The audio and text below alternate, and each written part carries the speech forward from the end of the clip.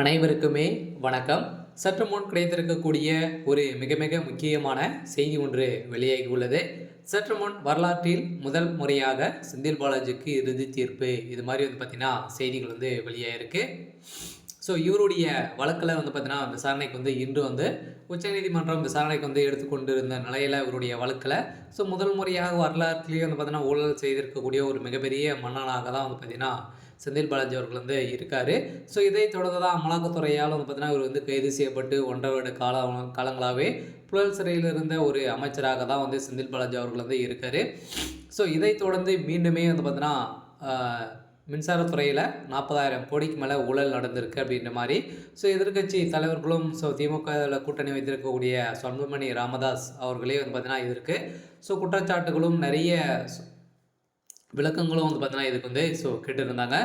இருந்தாலும் இதற்கு விளக்கம் அளிக்காத திமுகவுடைய அரசும் செந்தில் பாலாஜி அவர்களுக்கும் பார்த்தீங்கன்னா இவர் மீது வழக்கு மீண்டும் மீண்டும் வழக்கு பதிவு செய்திருக்கக்கூடிய நிலையில் தான் இப்போ செந்தில் பாலாஜியுடைய வழக்கில் ஒரு இறுதி தீர்ப்பாக தான் வழங்கியிருக்காங்க. இதை பற்றி இந்த வீடியோவில் பார்க்கலாம்.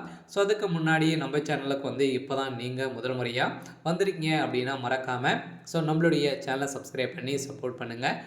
வாங்க வீடியோக்குள்ளே போகலாம். பார்த்தீங்கன்னா ஏற்கனவே செந்தில் பாலாஜி அவர்கள் புழல் சிறையில் தான் இருந்தார் இல்லையா. ஏற்கனவே அதிமுக ஆட்சி காலத்தில் போக்குவரத்துறை அமைச்சராக இருந்தார். அப்போ பார்த்தீங்கன்னா வேலையை வாங்கி தருவதாக நிறைய பேர் பார்த்தீங்கன்னா நிறைய ஊழல்கள் பணம் பறித்து ஏமாற்றியதாக தொடரப்பட்ட வழக்கில் தான் பார்த்தீங்கன்னா இப்போ செந்தில் பாலாஜி அவர்கள் 1.5 வருட காலமாகவே புழல் சிறை இருந்தார். இதை தொடர்ந்து அந்த வழக்கில் நிபந்தனை அடிப்படையில் ஜாமீன் இருக்கார்.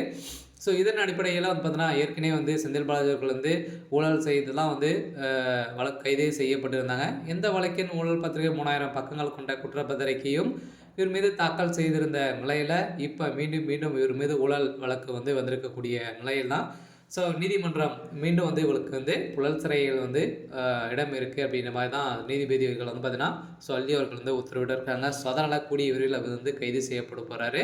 இருந்தாலும் ஏற்கனவே அமைச்சர் செந்தில் பாலாஜி மீதான சட்டவிரோத பண பரிமாற்ற வழக்கில் தடை அறிவியல் கணினி பிரிவு உதவி இயக்குநரை தவிர்த்து மற்ற சாட்சிகள் விசாரணைக்கு நடத்தப்படும் என அமலாக்கத்துறை சைடில் பார்த்தீங்கன்னா விசாரணைக்கு எடுத்துக்கொண்டு இருந்த நிலையில் இவருடைய வழக்கில் சாட்சிகள் பார்த்தீங்கன்னா 150க்கும் மேற்பட்ட சாட்சிகள் நேரில் ஆஜராகி இவர் இந்த வழக்கில் பார்த்தீங்கன்னா சொன்ன உண்மையால் இப்போ அவருடைய கதையை ஒட்டுமொத்தமாக முடிய போகுது.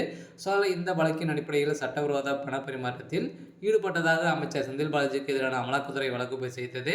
இந்த வழக்கு இன்று சென்னை அமர்வு நீதிமன்றத்தில் கார்த்திகேயன் முன்பு பார்த்தீங்கன்னா விசாரணைக்கு வந்திருந்த நிலையில் அப்போது அமைச்சர் செந்தில் பாலாஜி நேரில் ஆஜராகியிருந்த நிலையில் தான் இவருக்கு கூடிய விரைவில் பார்த்தீங்கன்னா கைது செய்யப்பட போகிறார் அப்படின்ற மாதிரி தான் தகவல் வெளியாக இருக்குது. அவருடைய வழக்கில் மீண்டும் ஊழல் வழக்கு பதிவிருக்காங்க. அதனால் மீண்டும் உடைய இடங்களில் ரெய்டுகள் நடக்க போகுது. அதுக்கு பிறகு அவர் அதிரடியாக கைது செய்ய போகிறாரு அப்படின்ற மாதிரி தான் திருப்பி வழங்கியிருக்காங்க.